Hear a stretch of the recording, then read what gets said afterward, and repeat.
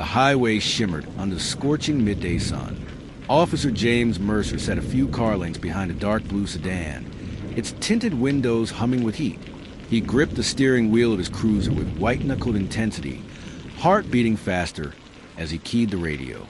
Behind him, other cars crawled by, a white delivery van emitting a lazy beep of backing alarm, a couple of SUVs packed with commuters, a motorcycle weaving cautiously between lanes. A faint bird call sounded in the distance, swallowed by the roar of traffic and the rumble of engines. Mercer's heavy boots rested on the crushed asphalt, heat radiating up from the highway, pressing on him like a weight. Sweat trickled down his forehead, and he adjusted his peak cap, whose brim cast a sharp shadow over his eyes. He had spotted the sedan on the frontage road moments ago, its dark tint and slowly swaying motion striking a nerve. He had chased it down as it merged onto the highway, lights flashing insistently. He had every right to pull a car over for suspicion. A broken taillight, an expired tag. Anything could be the cause, but Mercer's instincts told him there was more here. As he eased his cruiser to a stop behind the sedan, he felt that familiar rush. This would be the big arrest of the day, the one that would make his sergeant proud. Instead of adrenaline, though, something sour and cold settled in Mercer's stomach. The driver was not the usual target Mercer expected. The man was middle-aged, well-dressed, with shoulders relaxed in the seat, and he was black. A slow tightening ran through Mercer as he listened to a crackle on the radio. It might have been his partner checking on him. Nothing distracted Mercer's full attention. He was focused entirely on the car ahead. License and registration, Mercer demanded, lifting the brim of his cap and tapping once on the roof with his flashlight. His voice cracked like a whip. The dark sedan's engine still thrummed. The vehicle had idled, waiting for the cruiser's approach. Through the thick tint, he saw the driver's face slowly turn toward him, eyes calm and even. A polite smile curled on the man's lips, but it was faint, almost cautious, as if he expected trouble.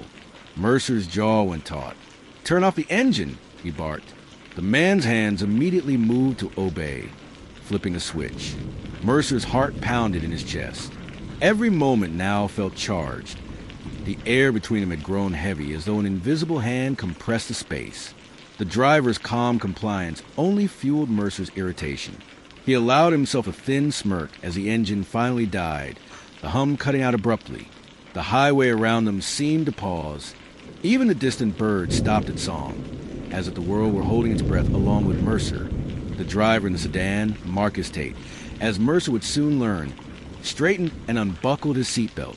Mercer opened his car door, stepping out onto the baking asphalt. Heat from the pavement curled up around his legs, and he wiped at his forehead. In the bright sunlight, his badge blazed like a noon star on his chest. Proof of his authority here. But Mercer will not have it. He is black, and the badge might not be genuine. Probably to evade arrest, he thought. He has not seen any officer like that around. With one hand on the cruiser's door, and the other still on his flashlight, Mercer approached the sedan. Inside, Marcus Tate was already reaching down to retrieve what he needed from the glove compartment. At the corner of his eye, Mercer saw a glint of metal. He flinched, reflexively raising his own hand toward his hip. "Whoa, whoa, whoa," he shouted. "Hands where I can see them." The authority in his tone was sudden and harsh. For an instant, Marcus's motion froze. Mercer's grip tightened on his baton, one hand hovering near his service sidearm. The last thing Mercer saw before realizing it wasn't a weapon was a reflection of sunlight on a smartphone screen. Mercer paused and scowled. He had overreacted. Of course, it was nothing more dangerous than a phone or some paperwork. Even now, Marcus's hand was empty, the papers he held harmless. Mercer felt a flush of embarrassment. He cleared his throat loudly to cover the mistake. "Let's keep everything calm," he muttered through gritted teeth. His voice was low, loud enough only for them. No need to complicate things. The radio in Mercer's cruiser crackled quietly behind him. His partner was speaking, likely asking if everything was okay. Mercer forced a control laugh. "Just routine," he called into the intercom, straining to sound casual as Marcus passed over his license and registration.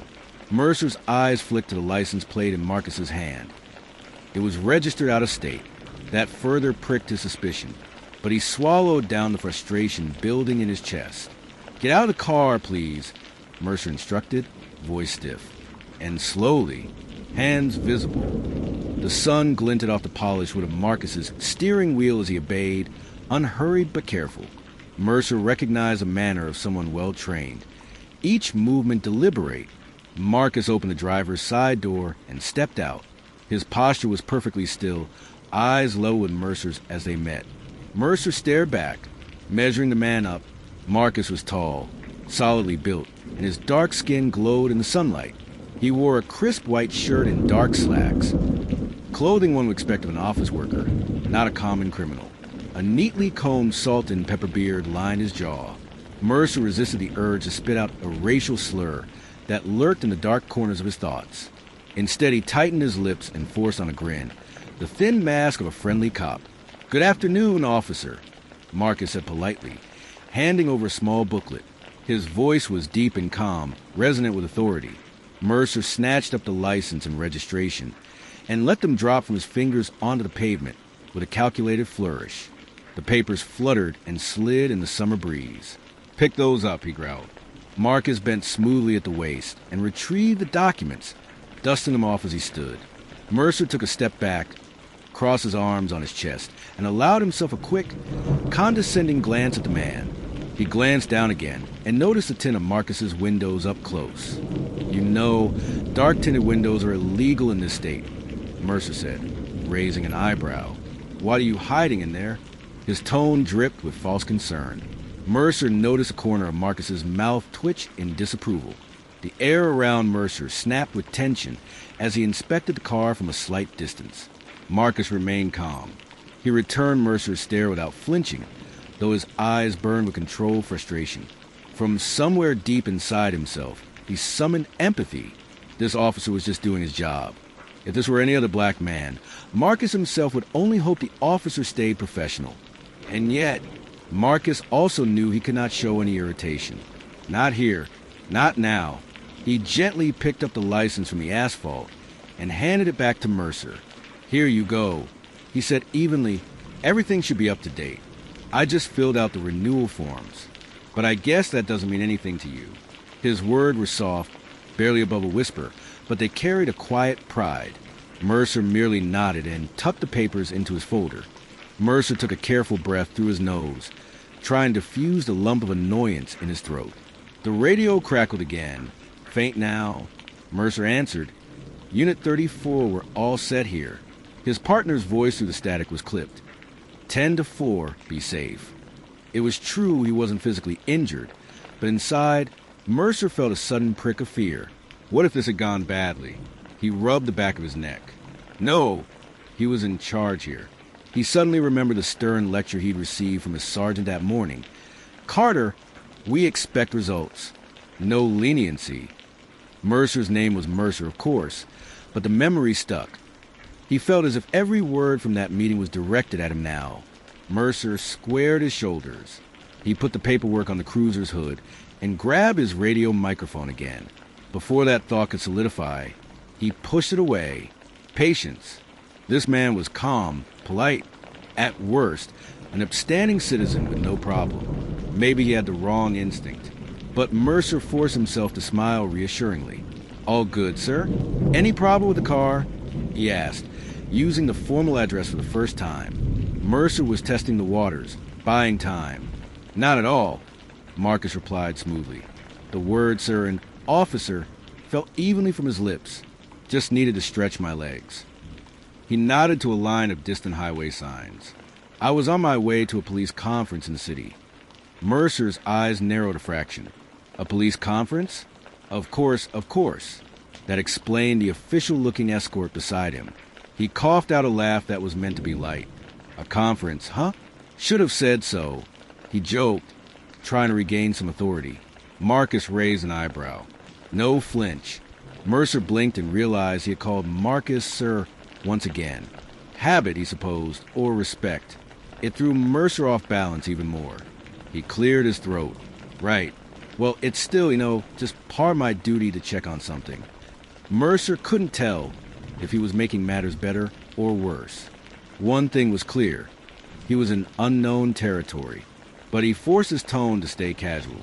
"Everything looks fine here. Let's try to keep it that way, all right?" He let a grin creep onto his face as if sharing a joke. Marcus only continued to stand there, eyes steady. A bead of sweat trickled down Mercer's temple. Their silence stretched uncomfortably. Mercer realized he couldn't strong-arm this man any further without cause. There was no obvious violation to cite him for. Had he just pulled over a completely innocent citizen on a hunch? Mercer cleared his throat, searching desperately for an excuse. "So, tinted windows," Mercer said, gesturing at Marcus's car. "You might want to get those fixed. It's against the law." Marcus hid his annoyance well. He didn't address the question. Instead, he stepped slightly closer to speak under his breath. "Officer, I'm sorry if I did something wrong. I'm a bit new around here. First week." That gave Mercer pause. A rookie mistake, too? His expression softened for the briefest moment, but Mercer pushed it down. Bias and suspicion clouded everything else. Officer Mercer reminded himself. They had standards. Marcus was testing him. He reached for the radio on the cruiser's console, fingers trembling, and looked at the ID that had been returned to him. A hunch made him trust his ears over his eyes. Calling for backup without cause might embarrass him further, but it might also buy him cover. If there was nothing fishy here, then he'd move on. But something told him to double-check. "Unit 34 dispatch," Mercer said into the microphone in a low voice, careful to hide his worry. "Can you confirm the status on Marcus Tate, plate 6G-D-, or -177? He rattled off the plate number that Marcus's registration showed. Static crackled back, then a clear female voice. "Unit 34, do we have permission for a registration check?" "Affirmative. State and license," Mercer replied, trying to stay controlled. "Check name and status." There was a pause. One moment. Then, slowly, like pebbles in quiet water, the reply came. "Unit 34, I have the information. Marcus Tate, 45 years old, Addison County Police Department. Newly confirmed as Chief of Police." The words hit Mercer like a fist. Chief of Police? Chief of Police. He could feel each word tearing through him. The midday heat suddenly felt cold down his neck. Marcus Tate, the name on the registration. Chief of Police. Mercer's world lurched and spun. His knees buckled. He squeezed the microphone so tightly white knuckles cracked, cutting out the radio. Marcus was still standing a few feet away, surveying Mercer coolly over the open car window. Mercer could see the formality of Marcus's badge and star etched into the registration paper he held. For the first time, Mercer understood this wasn't just any citizen he had pulled over. This was the highest-ranking lawman in the county. Mercer blinked hard, trying to stop the world from tilting. A cold sweat drenched his uniform beneath the badge. He opened his mouth to say something, then caught himself. No, this wasn't how a real officer behaved. His gut twisted. What if he had hurt this man, his superior? "Chief Tate, sir, he stammered, voice cracking. Words failed him, sinking into the dust. He pulled off his cap and pressed it against his chest, lips trembling. Marcus waited, expression unreadable. There were police radios in the cruiser, radios in both their mouths. Mercer's silence rang loud. Finally, he managed a choked apology. "I'm so sorry. I had no idea." It was more plea than explanation. Mercer felt utterly exposed. He looked at the pavement, eyes stinging. Red and blue reflections danced around him, mocking the uniform he wore. He could scarcely breathe, swallowed by humiliation so deep he felt dizzy. At length, Marcus nodded to break the silence.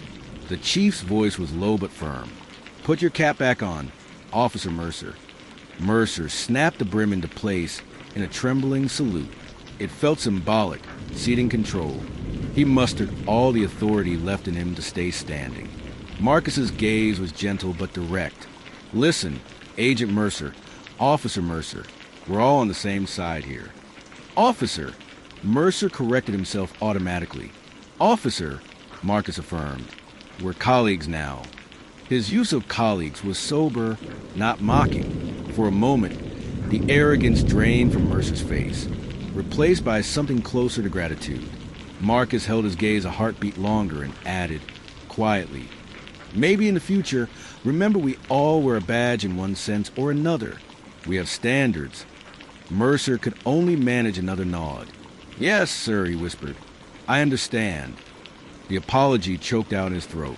"Carry on with your duties," Marcus finally said, waving a hand toward the cruiser. It was an instruction more than permission. Relief mingled with lingering dread as Mercer turned toward his cruiser. His legs felt unsteady, as if he had just climbed out of a cold lake. The reflections on the highway glass seemed to waver. Climbing back into his vehicle, he cast one more look at Marcus Tate, still standing tall by a sedan in the midday heat. "Yes, sir," Mercer managed softly and drove off. Behind him, the radio channel crackled to life. Mercer's partner called in, oblivious of gravity. "Unit 34, back up for routine stop, 10-4? Mercer cut the channel short. He had no words. Even if he did, this was a nightmare only he had lived through. He felt hollow as he merged back into the flow of traffic, the rear-view mirror reflecting the distance growing between himself and the new chief of police.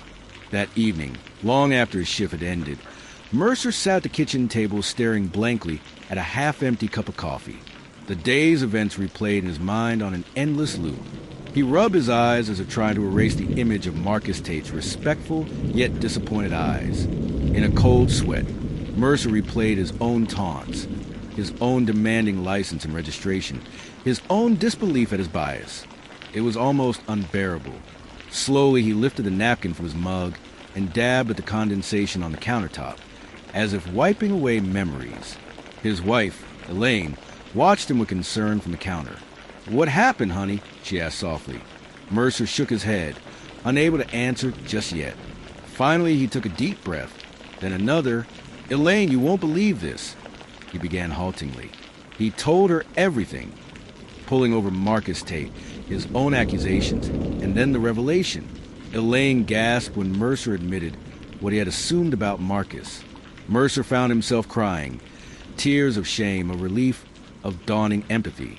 Elaine sat down beside him. "You have to forgive yourself," she said gently, "but you have to learn from it. It meant a lot to him that you apologized. He's a good man." Mercer nodded against the weight of guilt. "I know," he murmured. "I have to do better." In the days and weeks that followed, news of the highway stop spread quietly through the precinct. It became a whispered legend, one that Mercer could not escape. Fellow officers started coming by his office with awkward expressions. "He's going to make you go to that training session, isn't he?" One grumbled, "You heard? The chief did this." "Oh, man," another said in hushed tone. Mercer volunteered for every implicit bias and de-escalation seminar offered. Marcus Tate's parting words echoed. They were all wearing a badge of sorts. For the first time in his career, Mercer found himself listening intently in a classroom rather than issuing citations on the road. He participated in exercises, role-playing as both officer and citizen. Each time he returned to the scene of their encounter mentally. Would he do the same if he truly knew who was behind that wheel? He asked himself the question over and over during discussions. At the police academy in Addison County, they even recited the event as a cautionary tale with names omitted. Recruit officers were taught to see the human behind the driver's window, not the color, race, or accent. Mercer would occasionally watch a wide-eyed cadet reflect on his story. Sometimes, Chief Tate himself would speak at the seminars, encouraging open conversation about prejudice and respect.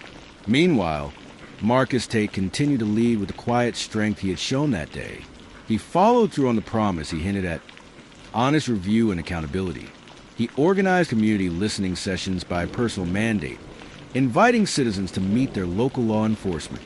He launched mentorship programs pairing younger officers with community leaders, and initiated workshops on implicit bias of the entire force. Marcus told the story of the highway stop carefully, never with triumph. In coffee breaks with captains or over microphones at town halls, he framed it as a lesson. Don't let bias undermine your duty. He emphasized that every officer could one day realize they themselves could be the one pulled over. His gentle but firm leadership turned what could have been a tragedy into a teaching moment for the department. Back on the streets, Officer Mercer never again approached a driver without first recalling the badge around Marcus Tate's neck. Each time he pulled someone over, he forced himself to stay calm, to see them as a person, possibly with kids waiting to be picked up, elderly parents to care for, plans for dinner at home. Each time he reached for a driver's license or peered behind a tinted window, he remembered he could have been looking at the chief of police. The question Marcus's eyes had posed that day haunted him in a good way. Would I do the same if I truly knew who this person was? He began carrying a small memento in his wallet, hidden behind his own badge, a slip of paper bearing the words "Dignity for All," the slogan from one of Marcus's community outreach brochures. Whenever he felt old prejudices rise, he would touch that note, grounding himself. In routine traffic stops that came later, Mercer found a new calm. He treated each citizen with the patience he wished to have received. Sometimes he made a point to strike up respectful conversation. "We all have places to be," he'd say sympathetically. If a driver apologized nervously, Mercer was quick to reassure them. If a misunderstanding arose, he stepped back, remembering exactly what his hasty assumptions had cost him. One afternoon, months later, Mercer found himself writing a report under his captain's gaze. Even now, the memory of Marcus Tate's apology, after Mercer's own, came back to him. The captain glanced up as Mercer concluded. "I will remember this incident for the rest of my career, sir. It's taught me more than any memo ever could." Marcus Tate, for his part, remained humble. From his new office, he publicly commended Police Community Trust. He often said, "No matter the uniform, never forget the person beside you." Newspapers and radio picked up on his message. "Police chief stops at humility," one headline read, and Marcus gently corrected it every time. It wasn't his humility, he insisted, but society's that needed to rise. On a cool autumn evening in Addison County, after the leaves had turned and Mercer's patrol shift was done, he drove home under the same highway lights of fate. In the mirror, he briefly saw the glow of a nearby police cruiser fade into the dusk. Sighing, he thought of the warmth and dignity of Marcus's handshake. It had felt like understanding. By then, Mercer truly knew the difference between power and justice. Power is flashing lights, a gun at your hip, but justice, he realized, lies in the respect we give one another. And respect is something he would never again let slip behind the wheel. For Mercer and every officer who heard the story thereafter, the measure of justice was no longer how many tickets were written, but how much respect was shown to each person stopped. That lesson had begun on the blacktop of Highway 67, under the blinding sun. In that moment, power had changed hands, but far more importantly, hearts and minds were changing, too.